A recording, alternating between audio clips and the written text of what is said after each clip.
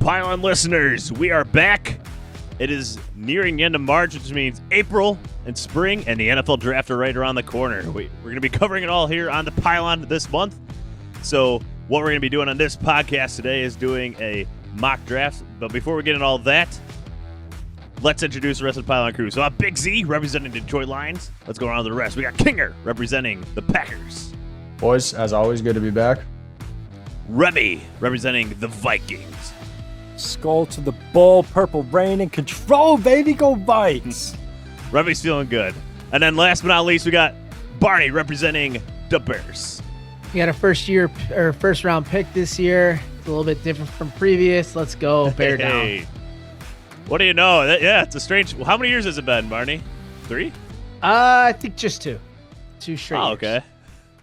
All right. So yeah, you got something to look forward to now on draft night for a change. Yeah, it's the first round. It's kind of fun. Now I'll be blacking out with purpose. Although before I was just, getting shit faced on Thursday night with no consequences. I have a buddy that he has an annual draft party, and what they do is they all try to predict the draft order before every pick. They try to pick who's going to be picked, and if they get it wrong, they take a shot of Jameson, and they do that for all the way down to 32. They get alcohol poisoning. Oh yeah. I've seen videos and stuff the other night. Yeah, they get a lot wrong. I'll say that much. That kind of sounds pretty fun. It's a great idea, for sure. I don't know if he's listening or not, but regardless, as I said on the top, we're going to be doing our first mock draft, and we're not going to be doing. We didn't do this together like we will be doing for our final one. We're just kind of projecting where we'll pick. Who will pick in the first, second, and third rounds. This is kind of just a early projection, if you will. So we're going to be doing an exact draft order. But just for the NFC North, of course. And you guys ready to get into it? Let's get it. All right, let's do it. So the Detroit Lions, per usual, have the earliest pick out of any team in the NFC North, unfortunately. And they have the number 7 one this year. And it's so – before I even get into that, just really quick, it's so frustrating to see how much in return that the Dolphins just got for the 3rd overall pick, when last year all the Lions fans wanted the Lions to do was trade that number 3 pick, and they couldn't apparently trade out of it. And now this year the Dolphins get 2 firsts and a 3rd, I think, out of it. It's just frustrating to see. We were 1 year too late to get that number 3 pick. And if the Lions don't beat the Falcons on the last play of the game, or if Mitch Trubisky doesn't fumble against the Lions, then the Lions are easily at that number 3 spot instead. So it's a little frustrating to see that all come to fruition. Nonetheless, the Lions are picking at 7, and they're going to have a lot of choices. First of all, before I even make my selection, just what do you guys think is going to happen at the top of this draft? Is there going to be 4 quarterbacks taken? How many quarterbacks do we think? Trevor Lawrence, Zach Wilson. Those are the big names at 1 and 2, and then that's where it gets interesting at 3 with San Francisco trading up, most likely for a quarterback. So, do we think 4 quarterbacks go? Because that might, that's going to affect what the Lions do at 7. Are you saying 4 quarterbacks before your pick at 7? Correct. Yeah. That's certainly a possibility. I don't know. There'd have to be another trade to get up there, right? Yeah, I mean, what do you guys think about what if Mac Jones goes at 3? Like a lot of the rumors are out there right now saying that San Francisco really likes Mac Jones at 3. First of all, do we believe him? I don't know if I believe that. I don't know if I believe that either. I don't think I believe that either. I could kind of see him fitting in their offense, but a guy like that doesn't make the incorrect throw. They just need the problem with the 49ers last year is they overturning a lot of plays. Anyways, I think 4 quarterbacks going to go in the first 7 picks in this draft. And that's going to leave a lot of talent on the board for the Lions. But I think they're going to go with Kyle Pitts at number 7. This guy, what a beast. Ran a 4.44 40. Actually, today as we record this, jumping out of the gym, his measurables, he has the widest wingspan in 20 years. He's not a great blocker, but man, is he a beast. Just go watch his film. The guy is an absolute tank. And if you put him and TJ Hawkinson on the line together in double tight end sets. And I mean, Jared Goff was effective using his tight ends in LA.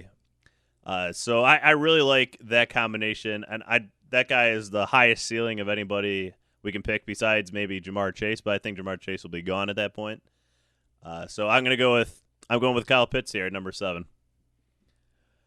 I mean, it'll be interesting to see what happens. There's a lot that can happen before that. There's also I was hesitating with saying that the Lions will trade back, but in the spirit of this, I will keep them with Kyle Pitts at 7. I think that I was gonna personally say real quick. I mean, the Lions are so much in rebuild mode that you got to take the best player available in it. Even after Pitts' pro day today and some of the numbers he put up, if he's available, I absolutely think Detroit's got to make a move on that. Definitely, Remy. So, okay, if you guys take Pitts, I mean, we know that he is listed as a tight end, but he can play any position on the field. Oh yeah. So, with that, do you guys maybe go after another receiver, whether it's via trade, whether it's via free agency? What's kind of the Lions? What would you like to see as another threat? Well, I mean, the Lions have signed a lot of one-year deals this year with Perryman, Tyrell Williams. I cannot remember the third name right now off the top of my head. Apologies. But they've gotten a lot of speed this offseason on very short-term deals. So they're going to build their wide receiver room through the draft. I would expect a second wide receiver at some point in this draft, probably later. But Kyle Pitts, you're drafting him with the expectation, like you were saying, he's not just going to be playing. He's tight end in like name only. This guy is going to be placed all over the field. He's going to be a matchup nightmare. His measurables are like a wide receiver. And he was used at Florida pretty much like a wide receiver as well. So I would fully expect him to be considered like wide receiver 1 really in this new offense that they're going to be building, and then get a guy later in the draft. I don't know who that is. But let's move on now to the next pick in the order, and that's you, Remy. Minnesota. They got a first-round pick at 14. Who's going to be in that range there? That is I. And, it just came out today that Mike Zimmer expressed some frustration last year, as he should have with his defense, but he feels rejuvenated after these free agent signings with Woods at safety, and you bring in Mackenzie Alexander, who got drafted by the Vikings, did a 1-year stint with the Bengals. You got cornerback depth. You got defensive tackle depth. Daniil Hunter coming back. Michael Pierce coming back. He has come out today and said that they are in a position to take the best player available. Now, whether they stick to their guns and do that, I think the most obvious position we need to draft is an offensive lineman. And 2 comes to mind. And my number 1 pick is Rashawn Slater, the tackle out of Northwestern. Mm-hmm. Dude's a beast. I've seen a couple mock drafts where he might go number 2 to the Jets, which I think is completely crazy. No. But I've seen it. It's out there. It's out there. Okay. Somebody thinks that highly of it, which is, I was like, no way, because that's the only place I've seen it. So I do think Minnesota goes tackle, and if it's not Slater, it could be that Christian, Darrisaw yep. guy. So I'm out of Virginia Tech, 6'5". You got to have help on the offensive line there, assuming somebody doesn't fall like a quarterback, or I don't know if they switch things up and draft Mac Jones and have him sit for a year or 2 behind Cousins, and because Cousins has a hefty 2022 hit. And it's very unpredictable at this point. You always see guys who you think are going to be drafted in the top 5 slip.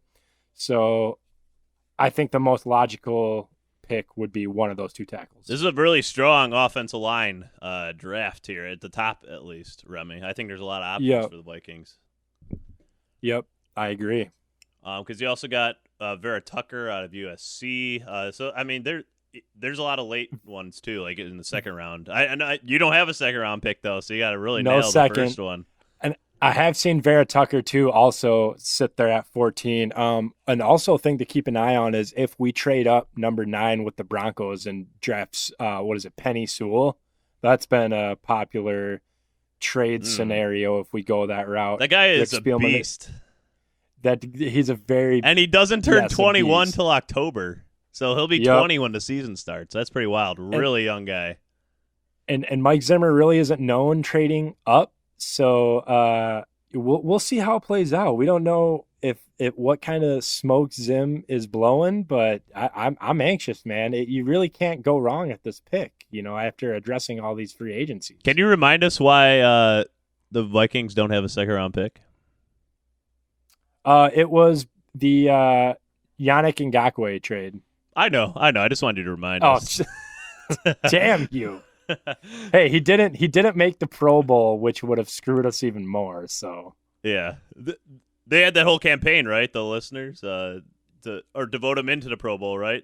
Weren't you trying to? Packer, Bear fans, Jacksonville fans, Yeah, that's Raven fans, everybody. What you can't? It didn't work. We're sitting at 14, nice and beautiful. It's gonna be music to my ears unless we draft a no name who's not on any of these drafts, and I'm throwing my phone at the wall. And here we go again. But no, I got high hopes for Minnesota here at 14. King or Barney, do you guys think Minnesota trades back that first round like they did last year, right? Then they trade back with the 49ers? Yeah, we traded back and ended up getting Jeff Gladney because we got our guy Jefferson, thank God, and then traded back, and Spielman knew there was going to be a corner there, so we got our guys. Yeah. Do you guys, King or Barney, think they trade back? Because those second-round picks kind of a killer. That's a long way. Yeah, I mean that's a possibility. I think I think if Rashawn Slater is at their pick though, that's a clear choice there. That'd be hard to skip on. But yeah. But hey, anything can happen. Remy touched on it. He said, it's a great spot to be in. There's going to be a lot of quarterbacks taken in the front of the draft. A lot of talent in the front. It's not even top heavy. I mean, there's just a lot of talent to go around. So, I don't see him trading back if that guy's there, but it's possible. I mean, even so, I've seen we might not know Jalen Waddle or Devonta Smith could possibly still be there for whatever. There's always those studs that are somehow fall. You know what I mean? And with that best pick available, it would be impossible to pass on him to pair with Jefferson. Thielen's turning, I think, 30 or 31. It would that's a dream scenario. Will it happen? Probably not, but you never know. See, that personally for me, Remy, that's not a move I see the Vikings making because there's still so many holes on that offensive line, right? That's still a major issue that needs to be addressed. And if you could get some value by trading back for a team that is looking for a dynamic receiver, you probably could get some decent value in being in that position. But I agree with your overall assessment for the most part and kind of some of the things you said earlier. For sure. And just before we move on to the next pick, I forgot to mention for the Lions, just some possible trade candidates. A lot of the big ones thrown out there. Well, San Francisco wasn't there, and now they're not, obviously. But watch out for New England and watch out for Denver, two quarterback-needy teams to move up to number 7 if a guy like Justin Fields or something falls there. I definitely could see that happening, especially with the quarterbacks in this draft. But let's move on now. And Barney, like we mentioned, the Bears got a first-round pick. It's pretty exciting stuff for you. So who's going to be the first-round draft pick for the Bears for the first time in 3 years? Well, when I look at our needs, QB is, a huge priority. Our offensive line is a huge priority. And then you get into our next tier probably being wide receiver and cornerback. And the fact that Pace did absolutely nothing to address the offensive line in free agency, I would hope that he attacks the offensive line well in the draft here. One thing that's good is that this is a very deep draft, just like last year in offensive line talent. I thought last year there was a lot of good guys that, like Jones that went in the second round that was clearly a first-round talent, and I think that's going to happen again here. But as I go down the list, if we're, the only quarterbacks that might might fall down to 20 would be a Mac Jones or a Trey Lance. I don't see them making it down there. So I'm not really going to focus on that. As far as wide receiver goes, honestly, at number 20, if your name's not Chase, Smith, or Waddle, I'm not even interested. I know a lot of people are high on Bateman from Minnesota. I'm not as high as most people are, but that's definitely not a selection I would make at 20. And then cornerback, you got Patrick Surtain, which again, this is where like the crazy shit happens, in the draft, where you just can't for the life of you understand why somebody's falling. But there's Patrick Surtain, there's Caleb Farley, who might fall. He was a stud from Virginia Tech that has really good size, but he sat out this last year, so he might come down. And even Jace Horn, who I'm really high on from South Carolina, I think he's a really good candidate at cornerback. But as far as tackles concerned, at 20, I'm very comfortable with two names. They were mentioned earlier: Christian Darrisaw from Virginia Tech and Elijah Vera Tucker from USC. I think both of them are a drastic improvement on our line. I'd be happy with either. However, what I would really, really like is to try to find a trade candidate here, to move back later in the first round. Last year, there were 3 different trades in the 20s. New England traded back from 23 with the Chargers so that the Chargers can take Kenneth Murray. Minnesota traded back with San Fran for Brandon Ayuk, and Miami traded back with Green Bay for Jordan Love. This is one where I think that if we were able to trade back, 4 or 5 different spots, I'm looking at somebody like the Jacksonville Jaguars or the Cleveland Browns, who have plenty of picks. I'd really like to try to do that. But for the sake of time and whatnot, I will just choose on offensive tackle, and I'm going with what I think is the best one available, and that's Christian Darrisaw out of Virginia Tech. You think he's going to fall that far? Well, I don't know if it's technically falling. I mean, he'll be the 3rd offensive tackle. There's 4 quarterbacks, probably 5 quarterbacks going in front of him. There's a lot of talent. So I think he's right around, 17 to 24 range, where you would slot him. So, he's not really falling by any means. But, if he's not there, I wouldn't mind Vera Tucker. But, again, I'd love to trade back a couple picks, because I don't think there's much of a drop-off after those guys for, somebody like, Liam Eichenberg or, some of the other guys like Jalen Mayfield. There's a lot of talent that you can get, and I think the trade back is probably the best scenario. But. For sure. All right. Let's move on now to the Green Bay Packers. What they have the 29th pick in the first round. So picking late, like they have been the past few years. Jordan Love is not there for them to pick. So I don't know what quarterback did they go with this time, Kinger? Very funny joke there, Big Z. I'm pretty confident we're going to shy away from the quarterback position this year. So what are you going to go with, man? Wide receiver? What are you feeling? Again, wide receiver's a need, but I don't think that at that position, Green Bay is going to, take a risk on maybe one of those late first round, second round receivers at that point. I think there are other needs specifically still on the defensive side of the ball. I'm really looking at the defensive tackle cornerback position.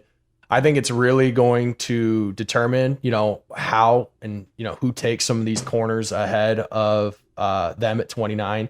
I think ideally, if they could get a couple of those guys to fall, maybe, like I said, it might be very hopeful to say a J.C. Horn or a Patrick Surtain is going to fall that far back, but you never know. I'm seeing a lot of projections for Greg Newsome out of Northwestern. Greg Newsome's awesome. I'm a big Greg Newsome proponent as well. Or fan as well. I think he's got all the physical skills, ball skills to be a very successful corner in the NFL. Obviously, his draft stock has been rising after his play the last 2 years, even dealing with some of the injuries in the last year. I would not be opposed to taking him at 29 if that was something that was available. But I do believe that, it's a guy that I mentioned previously, a guy who's an absolute physical specimen, somebody who really finished the back half of the year for the Alabama Crimson Tide very strong, and that's Christian Barmore. If he's there at 29, I could potentially see Green Bay making a move there, right? Switching to that 4-3 this year. It's already been said that that's going to kind of be a transition. Putting a guy like him, like I already said, an athletic physical specimen that has the ability to pass rush the quarterback. He's a big body there in the middle. We need somebody like that alongside Kenny Clark, at least somebody who's been more consistent. Kingsley Keke, Dean Lowry, and Tyler Lancaster, specifically Keke, has shown flashes of being a quality defensive player in the NFL, but overall, he's really not been elite and really been at the level that we'd hoped that he would turn out to. Granted, he was a little bit of a later round draft pick. So if we could get a guy that really finished the season as strong as he did, I think Barmore had 5 sacks in the playoffs. I believe that's his number. He had 8 sacks on the whole season last year, and it started a little bit shaky. So he's a guy that I would love to bring in at 29 and really help solidify that run defense, give us another big playmaker there, and then maybe try and shore up some of that cornerback wide receiver position a little later in the draft. Tackle's still an option as well. But that's again going to kind of determine how the rest of the board falls and who ends up going ahead of Green Bay. Christian Barmore, man, I mean he stepped up against good teams this year, but can he do that for 7? Now it's a 17-game schedule, which is crazy. So, when I heard there's a 17 game being confirmed, that's another great unhealthy weekend for me. By the way, I don't know about you guys, but I'll take it gladly. Sitting around on the couch watching football. It's great and not great for my body, but he is known for a high ceiling, Kinger, but also he can disappear at times if he's not trying. So it'll be interesting to see his career, I guess.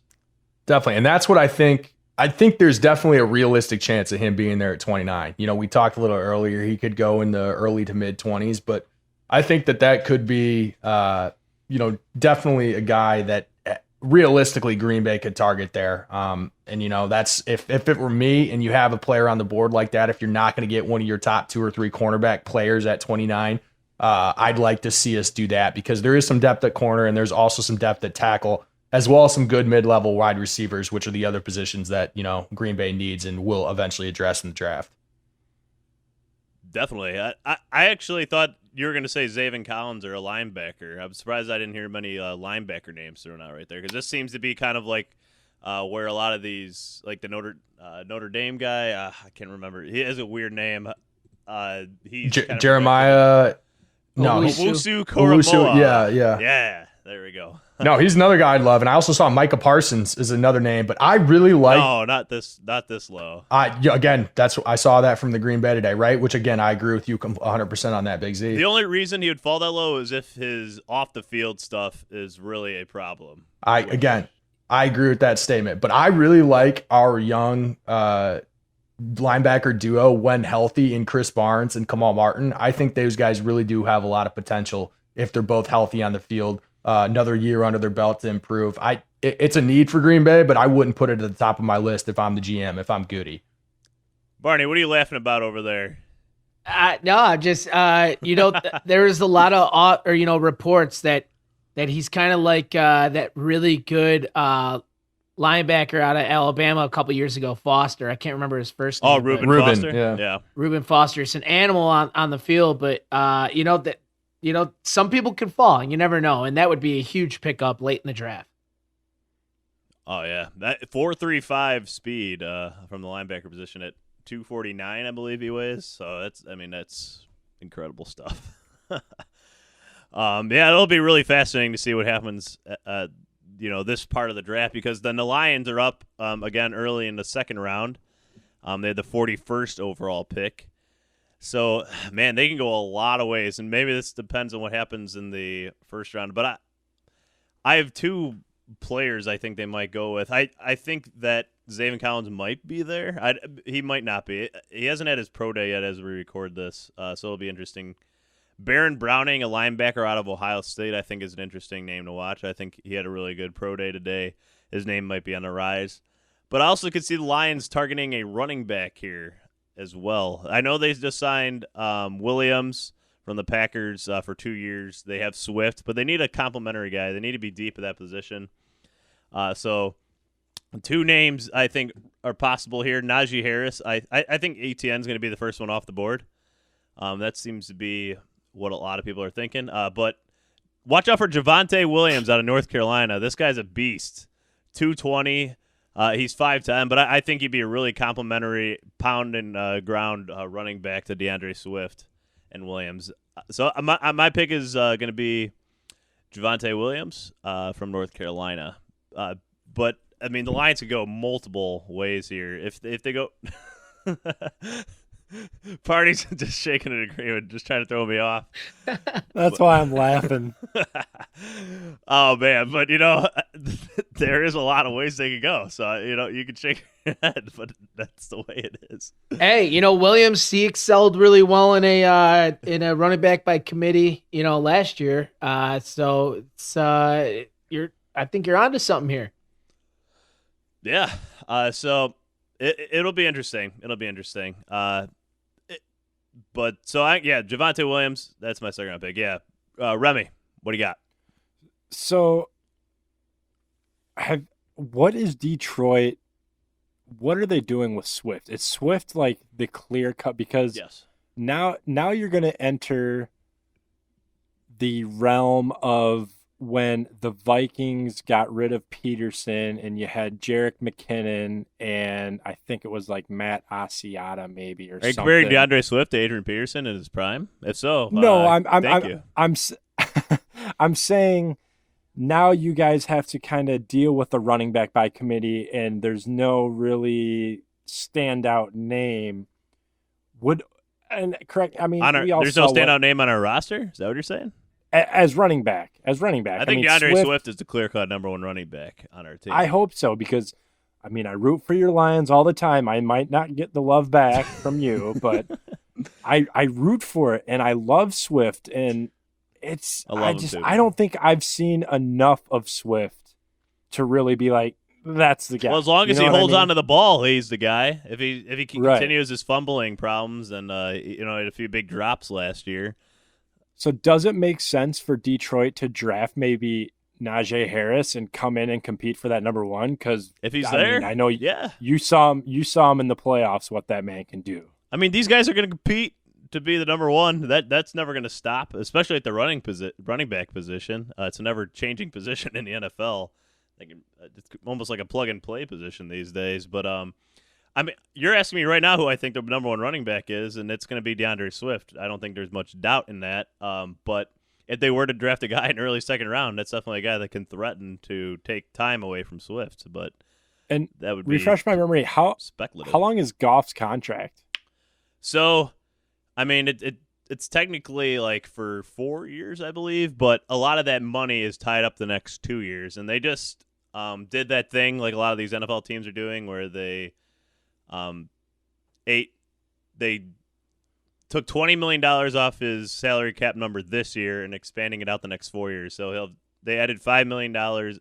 They gave him a signing bonus of $20 million and spreading that out over the next 4 years. So $5 million, $5 million, $5 million, $5 million against the cap going forward. So I think he's $14 million against the cap this year, and then next year is like 22, and the year after that. That's why they got a few extra picks from the Rams when they made that trade because of Jared Goff's contract. So I think Jared Goff is at least a starter for the next 2 years. That is what I. So no quarterback taken, and this. That's why I don't think the Lions are. Yeah, I don't think they're going to take one. But if a guy like Justin Fields falls to them, then you got to think about it. Aaron Rodgers sat for 2 years, right? He was behind Brett Favre, not Jared Goff. Slightly different, but if it's and buts were candy and nuts, we'd all have a Merry Christmas, Big Z. There you go, Remy. There you go, man. All right, let's move on now to the next pick in the second round. That is back to Chicago. You got another pick, Barney, at 52. So what's Chicago going to do in the second round? They're going to turn around their whole season right here with this pick. Yeah.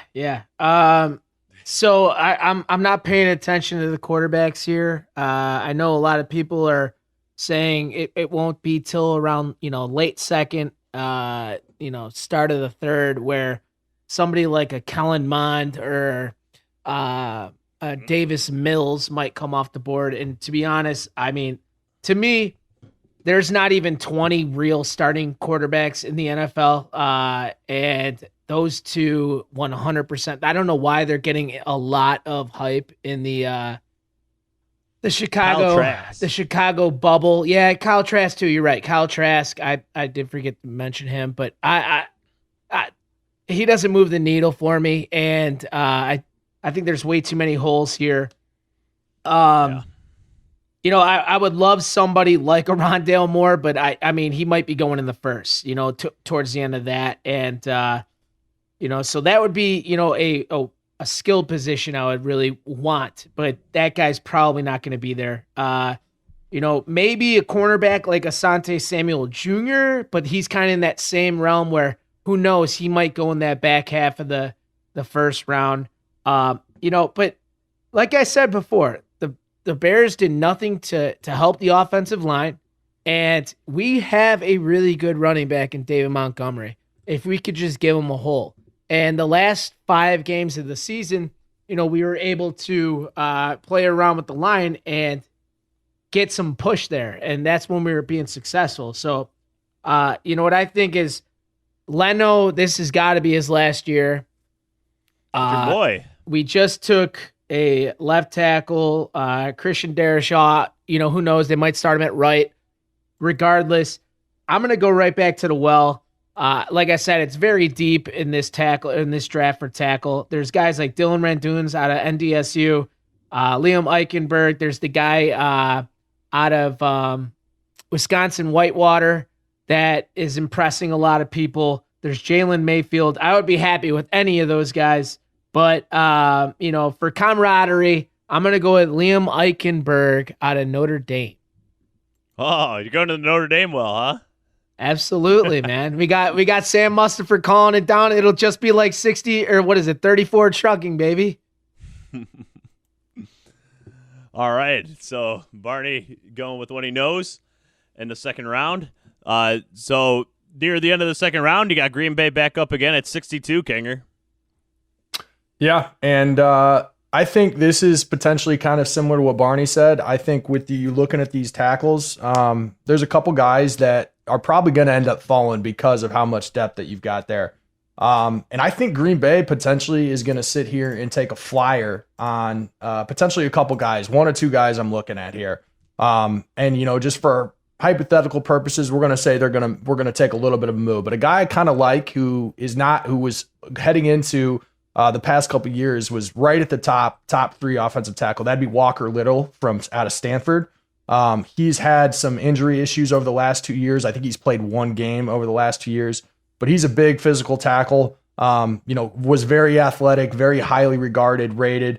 If he somehow falls to that late second round, even potentially trading up a few spots for him, it could be something I could see Green Bay at least entertaining. But another guy that, you know, was very under recruited out of high school, actually was a no-star prospect. Ended up, I think he originally committed to Air Force. He ended up at BYU, went on a couple-year mission trip because he is Mormon. But he absolutely blew it away at the at his pro day the other day. And that is Brady Christensen, who is an offensive tackle out of BYU. Really had some impressive numbers the other day at pro day. They project him as being able to kind of be a swing tackle in the NFL. Potentially eyeing him as a more maybe potentially suited for a right tackle. He's 6'5", 300 pounds. They say that, you know, his pass blocking is, you know, something that he's got a good anchor, but his mobility is something that is a little, I guess, questioned. But he's got, you know, his mobile, like I already said, can get to that second level in the run game, keeps his feet moving. So he's a guy that's kind of quickly going up the board. I could see him being a late second, early third round pick after his pro day the other day. I kind of like what I'm seeing. I see that they could potentially be targeting him from Green Bay. So he's a guy we're going to go with there in the second round to try and get some depth at that offensive line position. All right. And I just want to throw out a name. I think it's just an interesting one, just being a former D3 football player. But have you guys heard of Quinn Miners out of Wisconsin Whitewater? Yeah, that's the guy Barney was talking about. Oh, did you mention him? Yeah. Oh, I'm sorry. Yeah. So, yeah, I'm a big fan of I'm excited to see where he goes, though, for sure.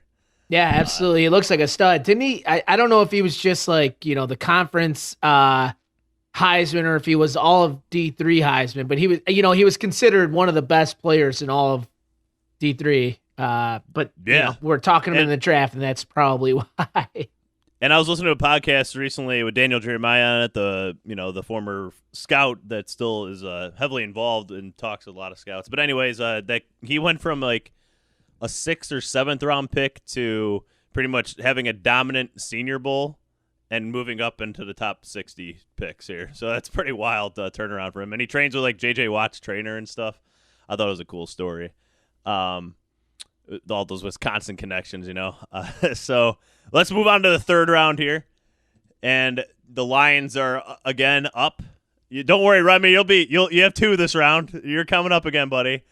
But man, the Lions have some options here, but I think they are going to address wide receiver again at this spot, actually. Tylan Wallace is the name I have out of Oklahoma State. 6 that was feet, my 190. guy. That was my guy, Big Z. Oh, yeah. Really fast guy. The Lions want speed in that wide receiver room. They have a lot of guys on 1-year deals, so I expect them to address that spot once or twice. So in my projections here, I'm going to go Tylan Wallace in the 3rd round out of Oklahoma State. So let's move on now to the next pick. And that belongs to Minnesota, baby. You're back. Remy, the Vikings, come back. It's pick 79. And what are they going to do? That is right. And I'll just go ahead and list both the should I just go ahead and list both our 3rds right now? Sure. Do you want to keep going in order? Yeah, no, go for it. So in the 3rd round with our first pick in the 3rd round, we're going to have to take the Aaron Rodgers approach at some time because Kirk, I think, is going to be coming to an end. And my guy, Kellen Mond, baby, out of Texas A&M. Oh, no. Good grief. I am not a fan of Kellen Mond, so. Hey. Not a good – did you – I mean, I saw the throws he was making. He's got I think he went 19 touchdowns, 3 picks last year. And let me just check my my notes here. It looked like he was MVP of the Texas Bowl and MVP of the Senior Bowl. I mean, is he the most sexiest pick? Probably not. Will he sit behind Kirk if this happens? Definitely. I mean, who's to say he doesn't have a breakout season? Who knows when he gets his starting chance? With that being said, I guess my back's against the wall with Kellen Mond, and I am. If that were to happen, I will gladly come on the podcast and talk as much shit as I possibly can. But no, I mean whether it's I think Minnesota goes QB. It's bound to happen in my opinion. Our second pick, I also like Jamar Johnson, the safety out of Indiana. With signing Woods to get that safety. I mean, we just need some depth, which is what we kind of lack at the safety position next to Harrison Smith. I think if you put anyone next to Harrison Smith, they're going to do pretty well because Smith can pretty much do anything on the field. So yeah, I'm taking in the 3rd round with both of our picks, a quarterback, Kellen Mond, and I'm going to take Jamar Johnson, the safety. All right. Yeah, I mean, the Kellen Mond thing would be fascinating to me. I don't know. I don't know about that. What don't you like about him? What don't you guys like about him? He doesn't really play good against good opponents. From what I can recall from my just following him and watching tape, I think there's something to be said about that.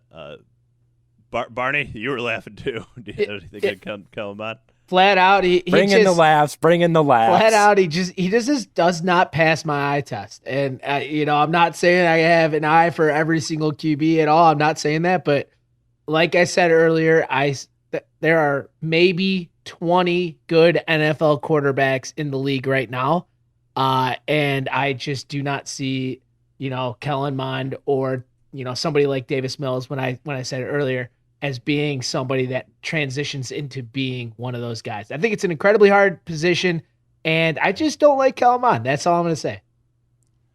You know who also didn't pass the eye test? Adam Thielen. No, he's a phenomenal route runner. I love route runners. Yeah. All right, let's move on now to the next pick. Actually, this is before Minnesota's second pick, but that's Chicago at 84. So, Barney, who do you got the Bears taking for their third-round draft pick? Yeah, so like I said, it was QB, lineman, wide receiver, and cornerback for my needs here. I think I would be shot if I took another lineman, with the first 3 picks. However, I wouldn't hate it, but I'll stay away from that. One guy that I really love that I think would fit really well with our wide receiver makeup here is Amon-Ra St. Brown from USC. The reason I say that is, when you build your wide receiver room, you want the perimeter, the go-to guy, the guy who can box out and can have good routes. That is Allen Robinson, and we had to focus on retaining him and keeping him on the team. I get that. The second, guy that I'm happy about is Darnell Mooney. He is just blazing fast. Can just take a top off of defense. And then I think your third wide receiver has got to be, it'd be great to have another number one, but they don't grow on trees. The third wide receiver's got to be the guy that is your savvy, your great route runner. He can pick apart defenses, know when they're getting into zone and just stop and plant their foot. And this guy reminds me a lot of Golden Tate. Somebody like Randall Cobb in his prime, when Randall Cobb was just picking the Bears apart on our great defenses. This is a guy that I would be really happy with. He's just got he's got a really high IQ. And it means a lot if I'm going to be paying compliments to a Trojan. All right. Cause I don't like them at all, but I like Amon-Ra for the third pick. All right. Well, there it is, man. The Bears really trying to overhaul that offensive side of the ball for you, huh? Well, I mean, I don't think there's too many holes on defense to have to focus on. And I think our offense just being 30th in the league for the last 3 or 4 years is a good sign that we should probably invest in some future assets. You have Andy Dalton. It's all taken care of, though. So you're good. Andy Dalton's going to win a Super Bowl. All right, let's move on to the Packers now. They have their third-round pick up. So, Kinger, what do you got? And this is pick number 93 overall. Yep. Most people in this position would think, we're going to go on the offensive side of the ball, and we very well could. But if I'm the GM here, I'm still trying to fill some of those holes on defense. A guy that's being tossed around from the offensive side of the ball is Demetric Felton, who's kind of that running back, wide receiver combo from UCLA, kind of a all-in-one tool that can be used in a variety of different ways. I could see Green Bay potentially making a move on him. But a guy that's really been rising up, and I've seen some people project he could be a second rounder, but I'm going to go ahead and for this draft, we're going to imagine he's still sitting here in the early 90s. And that's your Tylan Wallace's fellow Oklahoma State teammate, Rodarius Williams. He's actually the older brother of Greedy Williams. But he's really a guy that he's a big physical corner, excellent tackler, say he's great at stopping guys from getting off the line.